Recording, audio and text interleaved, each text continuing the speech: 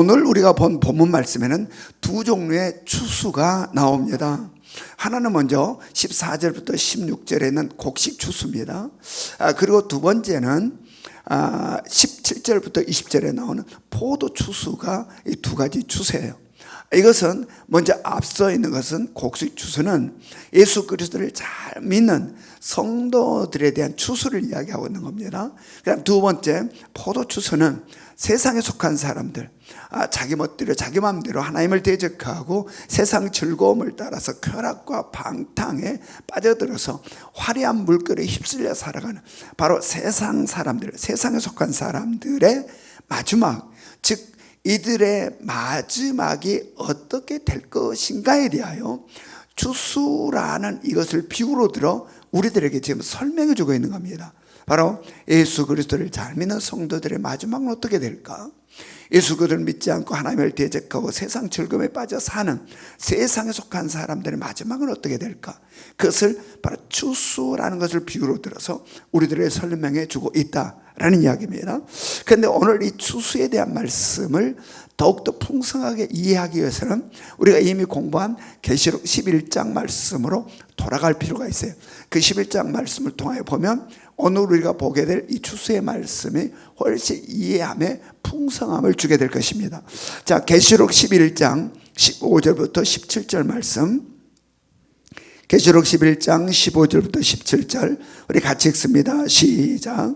일곱째 천사가 나팔을 불매 하늘에 큰 음성들이 나서 이르되 세상 나라가 우리 주와 그의 그리스도의 나라가 되어 그가 세세토록 왕노릇 하시리로다 하니 하나님 앞에서 자기 보좌에 앉아있던 24 장로가 엎드려 얼굴을 땅에 대고 하나님께 경배하여 이르되 감사하옵나니 옛적에도 계셨고 지금도 계신 주 하나님 곧 전능하신 이여 친히 큰 권능을 잡으시고 왕노릇 하시도다. 아멘. 여기에 말씀에 보면 옛적에도 계셨고 지금도 계신 주 하나님, 뒤에가 빠졌죠. 뒤에 뭐가 빠졌습니까? 장차 오실 이가 빠졌어요. 즉 이것은 마지막에 장차가 없는 거죠. 지금 시점으로 여기서 느낄 수가 있어요. 옛적에도 있고 지금도 계시고 장차 오실 이라고 해야 되는데 장차 오실 이가 없다라는 것은 지금 이 시점이 어느 시점이라 마지막이다라는 거죠. 자, 여기서 지금 일곱째 천사가 나팔을 불며 이랬습니다. 자, 이거 나팔장이죠. 일곱 나팔장에 있어서 마지막 일곱 번째 나팔장입니다. 일곱 번째 나팔장은 무슨 재앙을 품고 있다고 그랬습니까?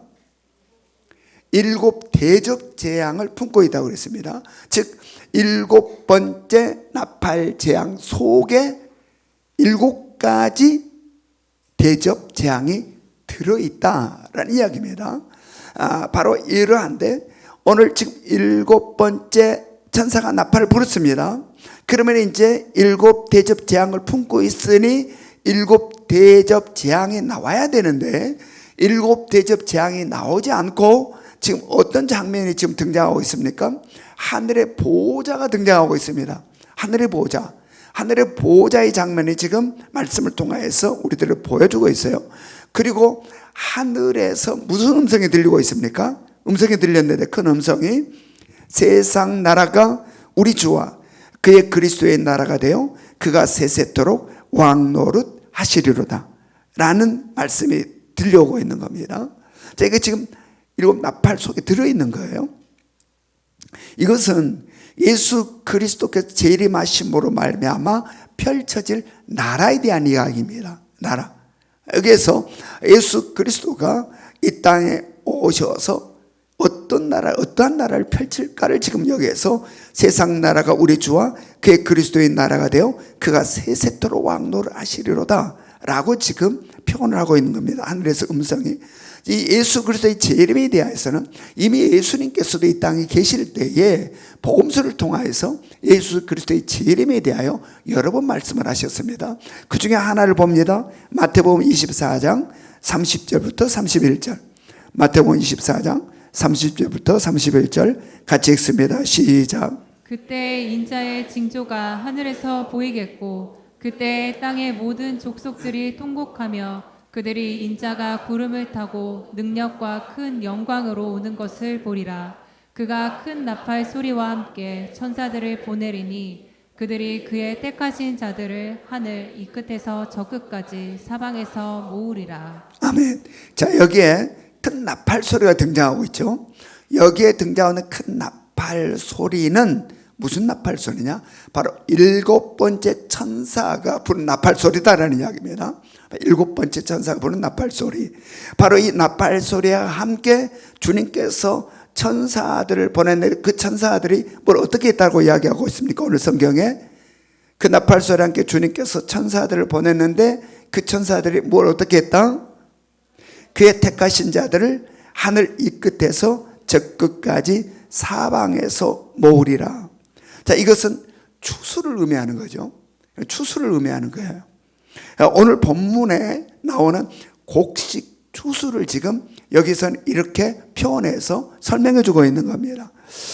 우리가 방금 앞에서도 우리 찬양 속에 뭐가 있었어요? 하나님의 나팔 소리, 천지 진동 할 때에, 그 다음 여러분이 예수 영광 중에 구름 타시고 천사들 세계만국 모든 곳에, 제가 목소리가 아파서 여러분들한테 좀 해보라고 그랬는데, 모든 곳에 보내요.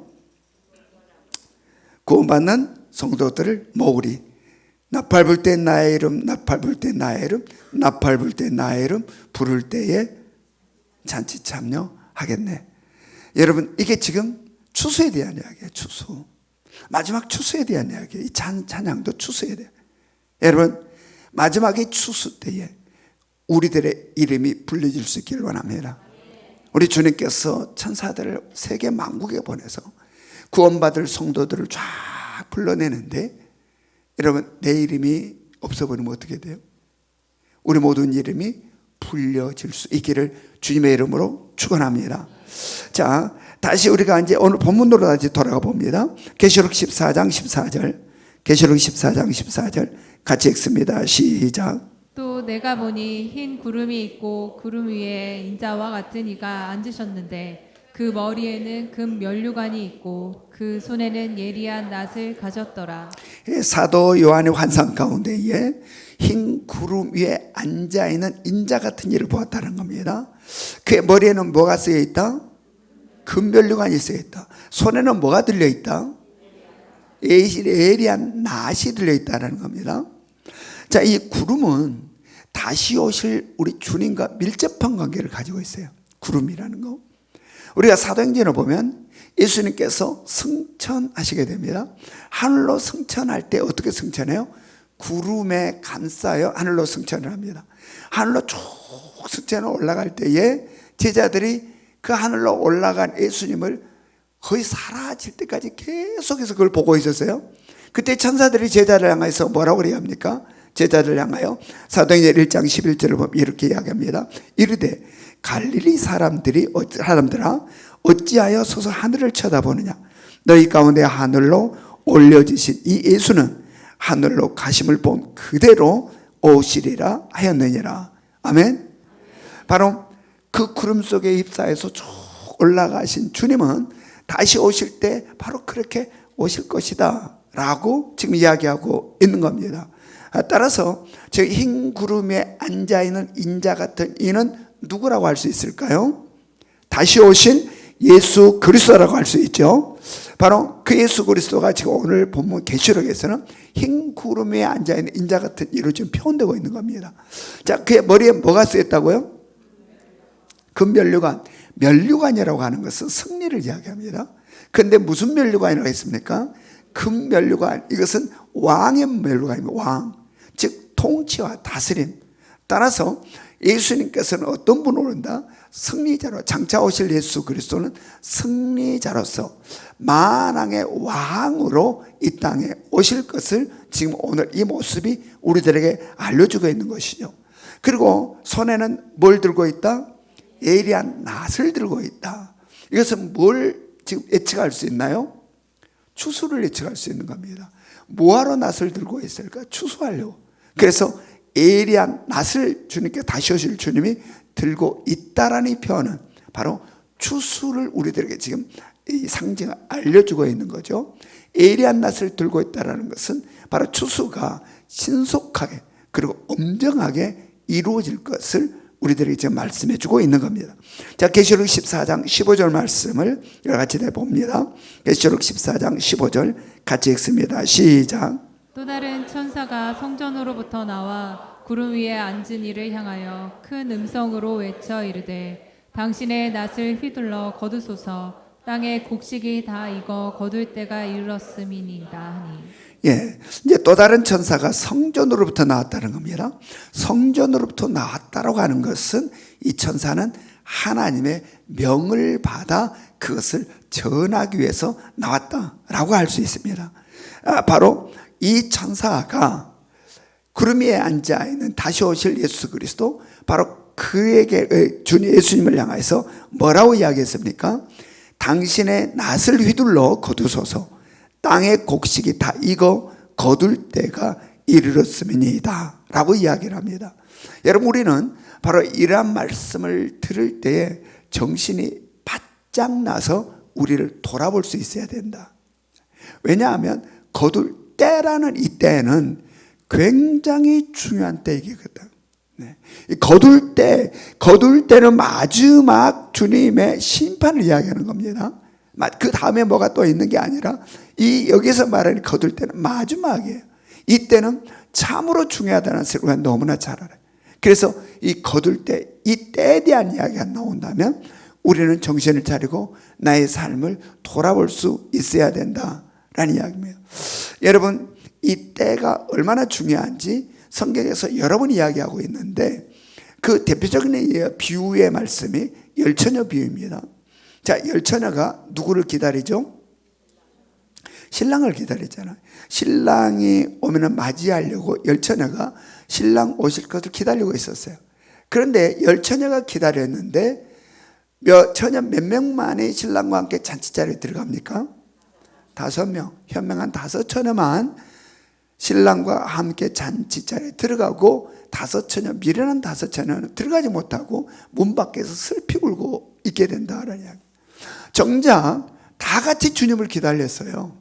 다 같이 주님을 기다렸는데 5처녀만 들어갔다라는 이야기입니다. 잔치 집안에 들어가고 5처녀는 들어가지 못했다. 여러분, 우리가 다 같이 주님을 기다리고 있어도 다 들어간다, 못 들어간다? 못 들어간다. 5처녀는 들어갔는데 5처녀는 못 들어간다. 애타게 다 기다렸는데 왜? 뭐에서 문제가 생긴 겁니까? 뭐에서? 준비에 문제가 생긴 겁니다. 준비에서 문제가 발생함으로 말미암아 5처녀는 들어가지 못하고 뒷문 밖에서 서럽게 울었다.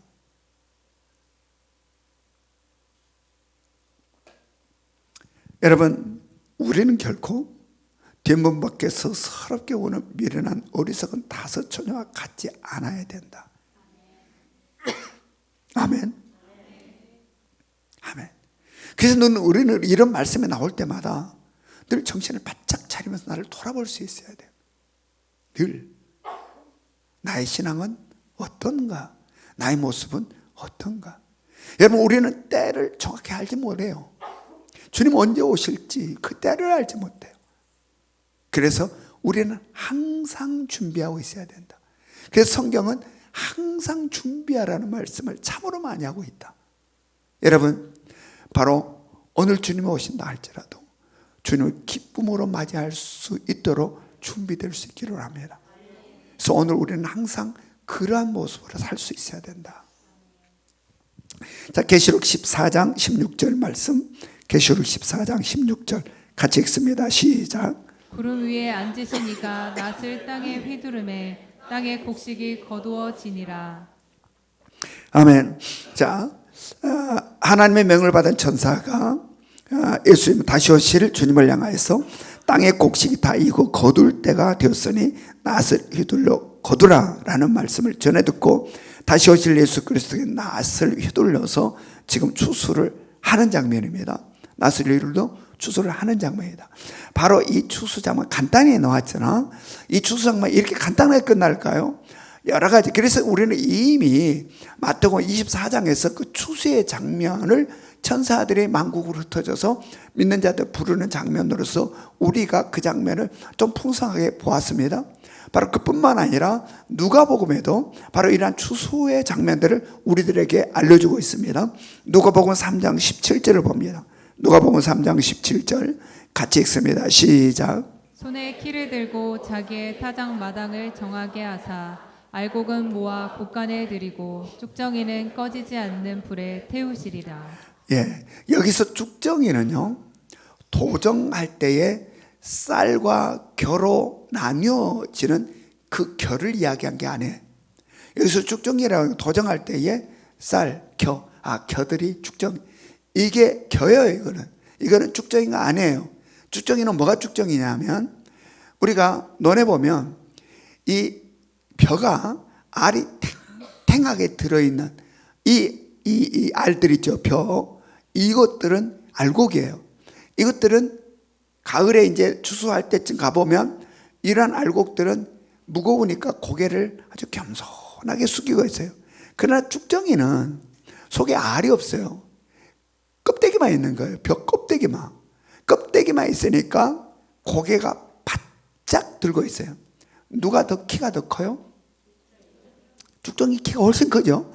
이 알곡들은 그냥 겸손해서 착하게 숙이고 있는데 쭉정이들만 속에 알이 하나도 없고 껍데기만 있는 벼, 이들은 고개를 바짝 들고, 이게 쭉정이에요.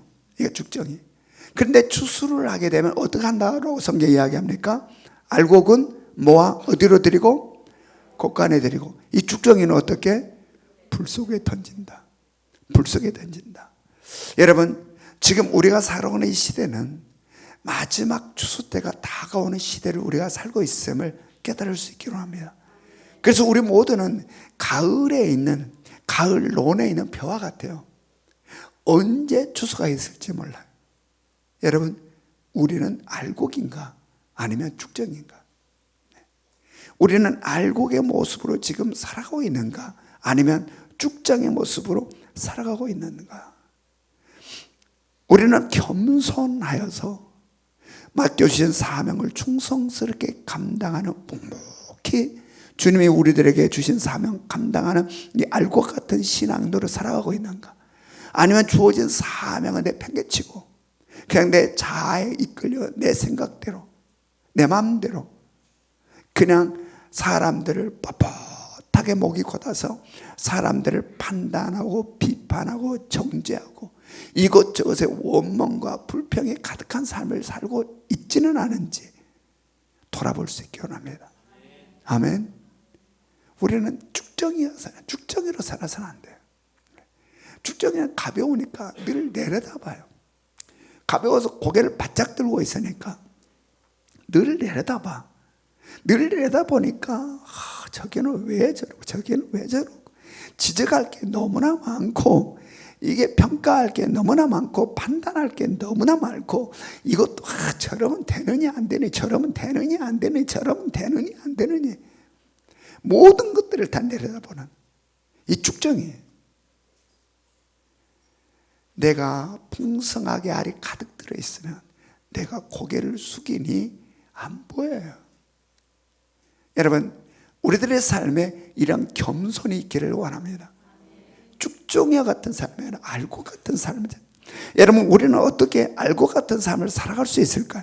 마태복음 11장 29절을 봅니다. 마태복음 11장 29절 같이 읽습니다. 시작. 나는 마음이 온유하고 겸손하니 나의 멍에를 메고 내게 배우라. 그리하면 너희 마음이 쉼을 얻으리니. 여러분, 알곡과 같은 삶은 오직 예수 그리스도를 통해서만 배울 수 있음을 깨달으시기 바랍니다. 아멘. 바로 예수 그리스도 주님을 통하여 배워야 진정한 겸손의 삶을 살 수 있다. 예수 그리스도를 통하여 배워야 알이 차오를수록 고개가 숙여진다. 주님이 아닌 세상 것을 배우면요, 뭘 들어가면 들어갈수록 교만해져요. 사람을 무시하고 스펙이 많아지면 많아질수록 못 배운 사람들을 무시하고 말을 저게 말이냐 껍데기냐 하여튼 사람들을 깔보고 짓밟는. 여러분, 진정한 겸손은 누구를 통해서 배운다? 오직 주님 예수 그리스도. 오직 예수 그리스도를 통하여 배울 때만이 진정한 겸손을 배울 수 있다. 진정한 겸손. 그렇다면 오늘 말씀에서는 어떻게 배우라고 말하고 어떻게 배우라고 말하고 있습니까? 어떻게 배우라? 내 멍에를 메고 배우라. 주님의 멍에를 메고 배우라는 겁니다. 주님의 멍에를 메고 배운다 하니 힘들게 느껴집니까? 가볍게 느껴집니까?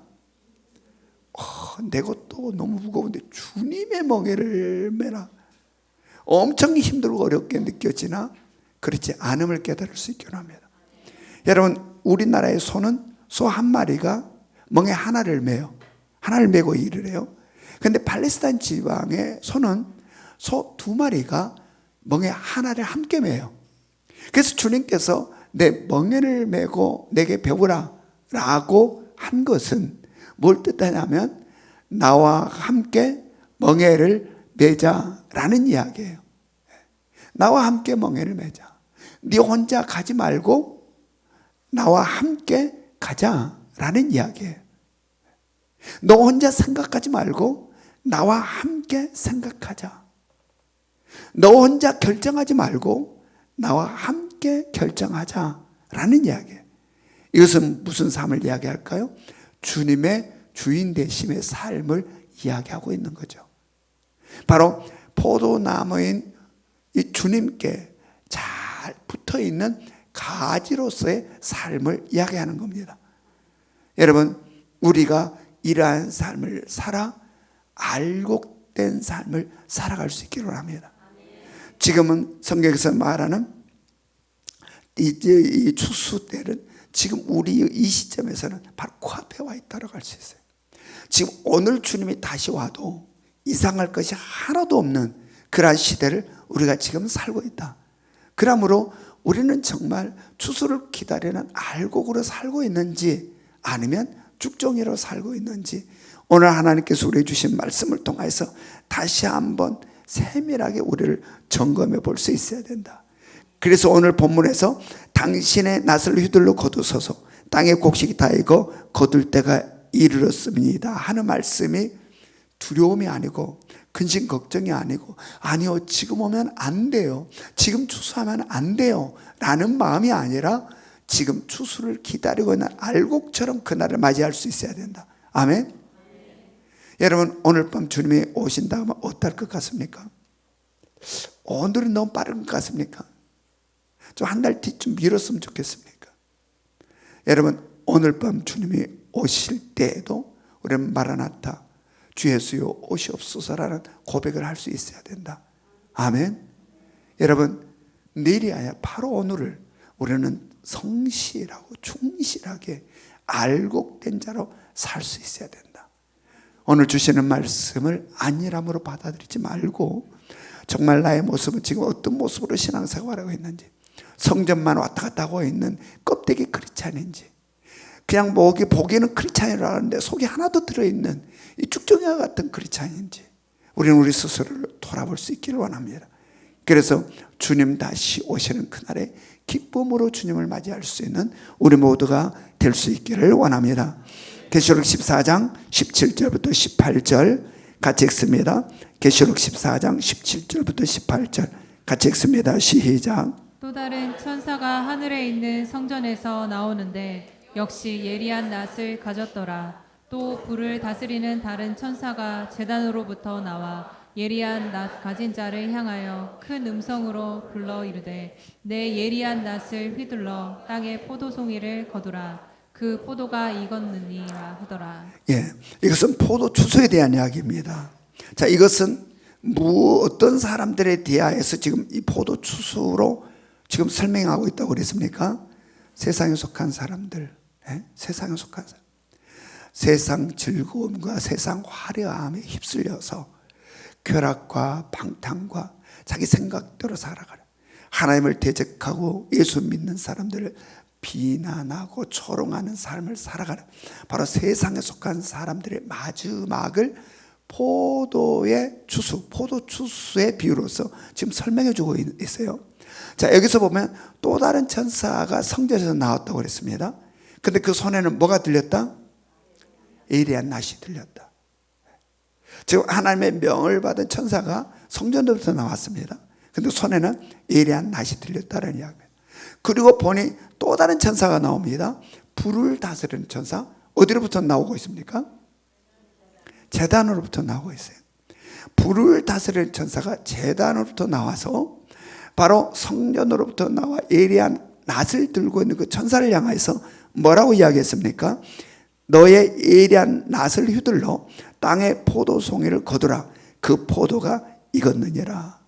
바로 이것은 뭘 이야기하냐면 포도가 이 알알이 그냥 탐스럽게 익은 이 포도송이처럼 세상에 속한 사람들의 죄가 세상에 속한 사람들의 악이 이렇게 가득 찼다라는 이야기입니다. 가득 찼다. 그래서 포도가 다 아주 탱탱하게 익은 포도를 추수해야 되는 것처럼 바로 악으로 가득한 이들을 추수할 때가 되었다라는 이야기를 지금 하고 있는 거예요. 여러분 여기서 불을 다스리는 천사가 어디로부터 나왔다고 했습니까?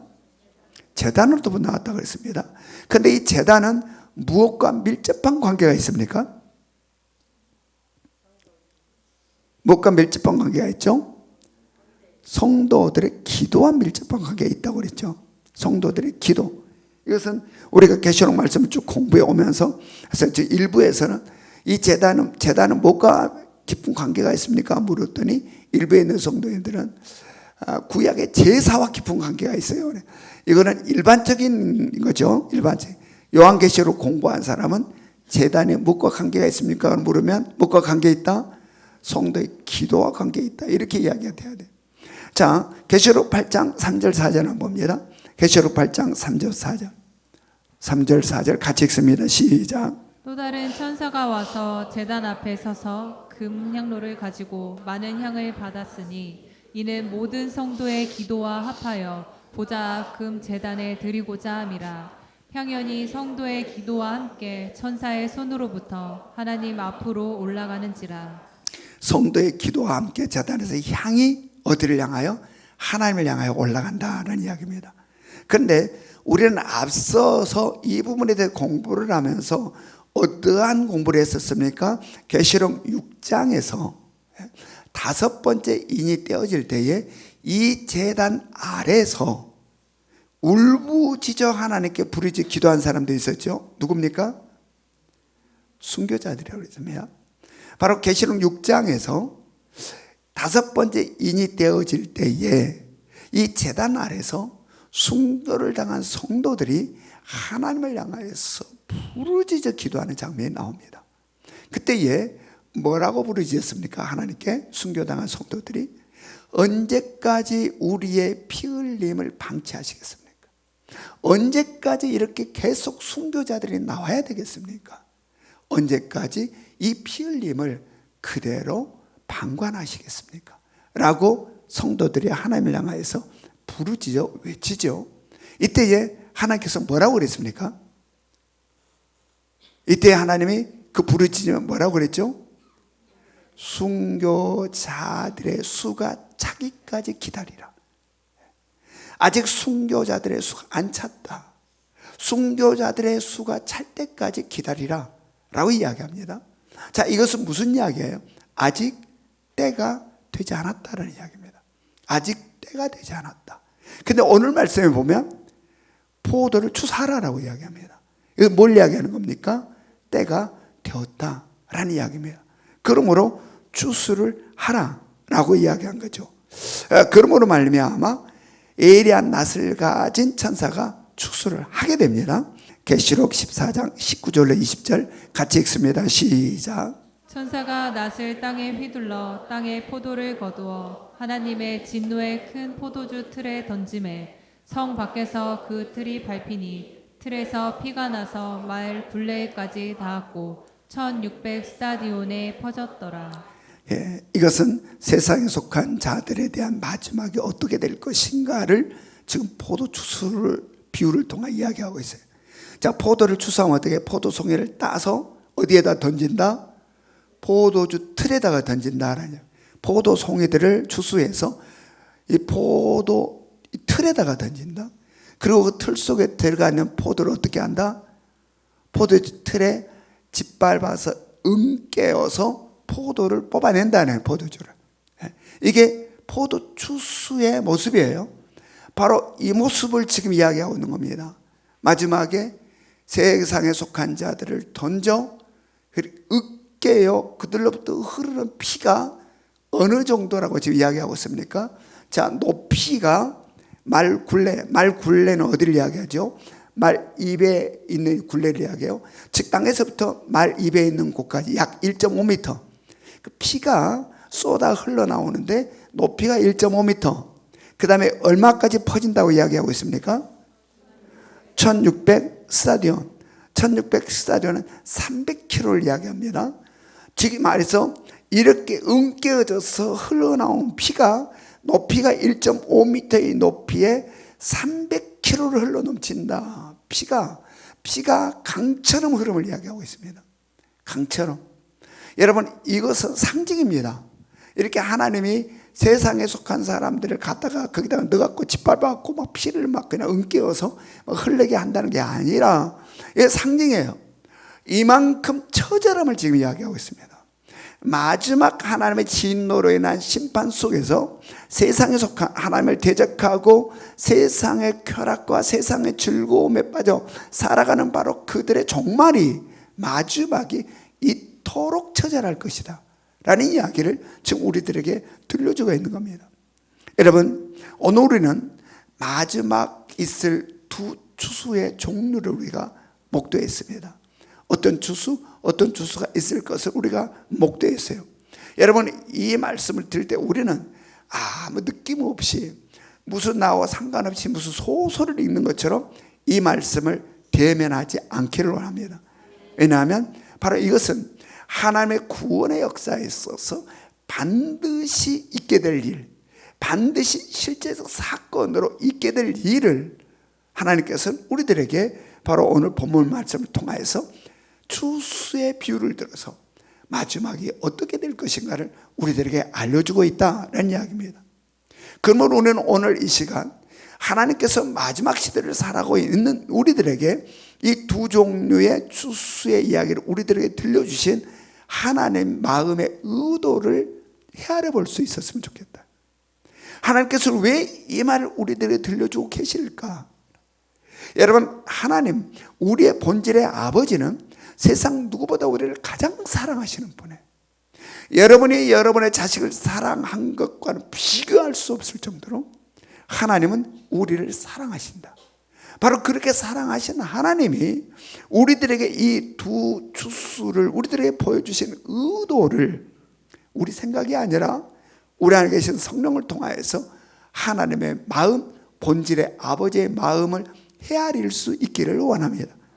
그래서 나는 지금으로 어떻게 살아야 되는지, 결코 이러한 안일함에 내가 살아서는 안 된다는 사실을, 그냥 교회 와서만 뭔가 듣는 듯 싶고 교회 밖을 나가면 세상 물결에 힘없이 쓸려버리는 그러한 신앙으로 살아서는 안 된다는 사실을, 여러분, 언제 오실지 모르는 주님을 맞이할 수 있는 추수를 준비한 알곡처럼 우리 모두가 살아갈 수 있기를 원합니다.